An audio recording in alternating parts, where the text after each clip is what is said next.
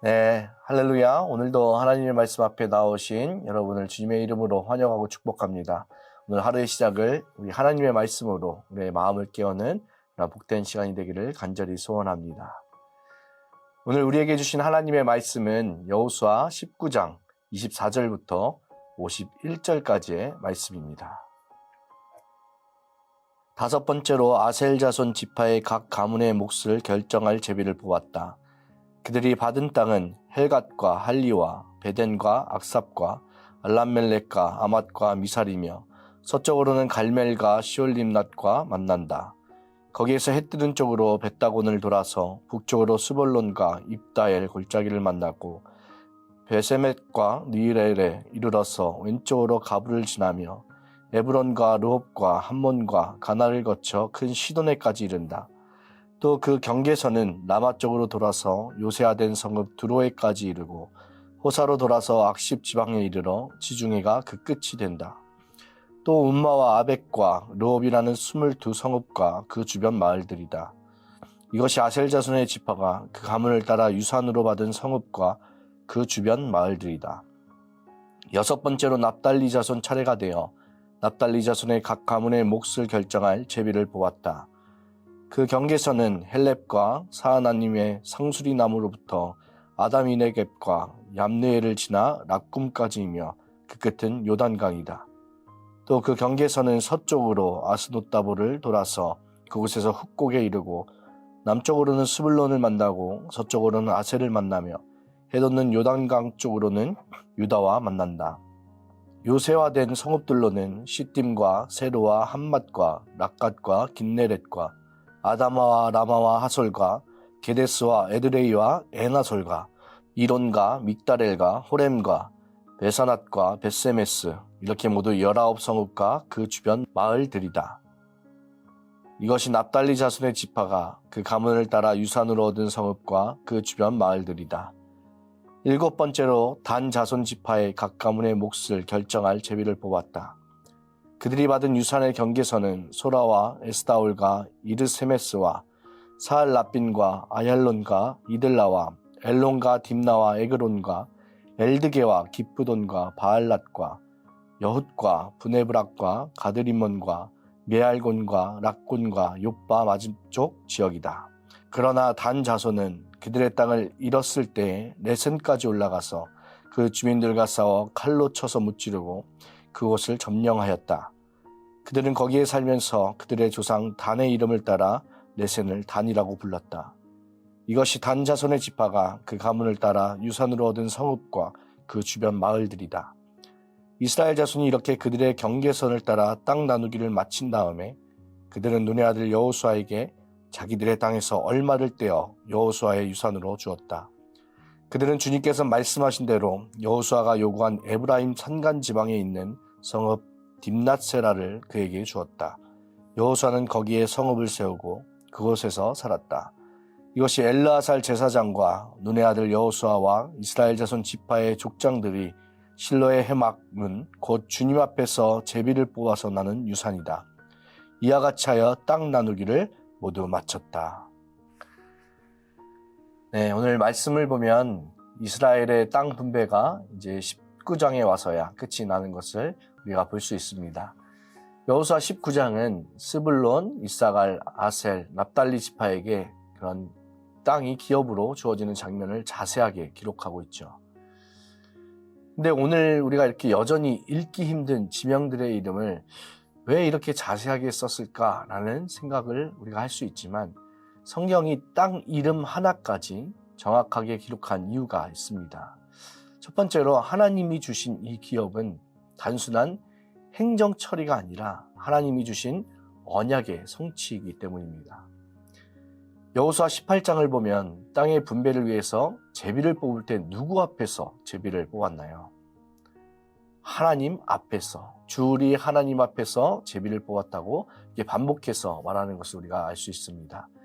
주님 앞에서 제비를 뽑았다는 것은 그들이 받은 기업은 하나님으로부터 왔다는 것이죠. 지파마다 땅의 넓이도 다르고 지형도 다르고 환경도 다 다릅니다. 그런데 성경은 이 땅의 차이가 아니라 주시는 분, 이 땅을 주시는 분에 초점을 두고 강조하고 있어요. 그 땅을 누가 주셨는가입니다. 또 어떻게 주셨나요? 언약대로 정확하게 주셨습니다. 내가 받은 땅의 조건보다 중요한 것은 그 땅이라는 기업이 어디로부터 왔냐는 것이죠. 우리는 종종 하나님의 은혜보다 받은 것의 조건을 먼저 봅니다. 왜 저 사람보다 나는 적게 받았을까? 왜 내 환경은 더 어려울까? 왜 하나님은 나에게 이런 자리를 주셨을까? 이스라엘이 각자 받은 분깃을 보면 분명히 불평할 만한 부분이 있었겠죠. 스불론은 해안이 없었고, 또 이사갈은 넓지 않았고, 아셀은 험한 산지, 또 납달리는 북방의 외곽이었습니다. 왜 불평이 없었겠어요? 하지만 성경은 각 지파의 불평을 기록하지도 않았고 거기에 초점을 두고 있지 않았습니다. 하나님은 분깃으로 받은 땅의 차이보다 하나님의 은혜를 생각하라는 거예요. 기업은 무엇보다 누가가 더 본질인 것입니다. 하나님이 우리에게 주신 삶의 자리는 우연히 선택된 자리가 아니라 하나님이 정하신 자리입니다. 지금 나에게 주신 가정이, 지금 주신 직장이, 지금 주신 사명의 자리가, 또 지금 주신 나의 교회 공동체가, 또 지금 내가 서 있는 이 삶의 환경이 모두 하나님이 나에게 주신 분깃입니다. 때때로 마음속에는 불평하던 요셉 자손처럼 말하고 싶을 때도 있죠. 하나님, 제 몫이 너무 작습니다. 이 분깃은 제게 너무 좁습니다. 저 사람의 것이 더 좋아 보입니다. 하지만 오늘 본문이 우리에게 말하고자 하는 것은 받은 땅이 아니라 그 땅을 주신 하나님을 보라는 것입니다. 우리가 받은 참된 기업은 땅의 조건이 아니라 하나님의 손길을 보는 영적인 눈입니다. 우리에게 하나님을 바라볼 수 있는 그런 눈이 열리기를 간절히 축원합니다. 우리의 시선이 내가 받은 땅, 소유의 개념이 아니라 나에게 주신 하나님으로 옮겨지면 내가 받은 기업에 대해 내가 원하는 자리가 아니라 내가 있어야 할 자리로 받아들이게 됩니다. 오늘 보면 40절부터 48절을 보면 단지파가 받은 기업을 기록하고 있죠. 단지파의 분깃은 다른 지파들과 비교하면 상대적으로 크지 않았고 지리적으로도 좋은 조건이 아니었어요. 단지파가 받은 땅은 경계선마다 군사적 긴장이 끊이지 않는 자리였습니다. 그래서 사사기 1장 34절을 보면 아모리 사람은 단지파 자손을 힘으로 산간 지방에 몰아넣어 낮은 지대로 내려오지 못하게 하였다라고 할 정도로 받은 땅을 빼앗기고 다시 땅을 넓히기 위해 오늘 본문의 말씀처럼 레센까지 올라가서 땅을 다시 확장해야 했습니다. 이처럼 단지파는 기업을 받긴 했지만 실제로는 그 땅에서 누리지를 못하는 현실이었죠. 하나님이 주신 자리였지만 불편하고 위험한 자리였습니다. 이런 자리를 받으면 우리는 인간적으로 이렇게 말할 수 있을 것입니다. 하나님, 왜 우리에게는 이런 땅을 주셨나요? 조금만 더 좋은 곳을 주시면 안 될까요? 왜 우리만 이렇게 힘든 곳인가요? 그런데 단지파가 받은 땅은 그들이 좋아 보여서 그들이 직접 선택한 땅이 아닙니다. 하나님이 주신 땅입니다. 하나님이 그들에게 맡기신 자리이자 그들의 믿음을 요구하는 사명의 자리였습니다. 내가 지금 있는 자리가 불편한 자리일 수 있습니다.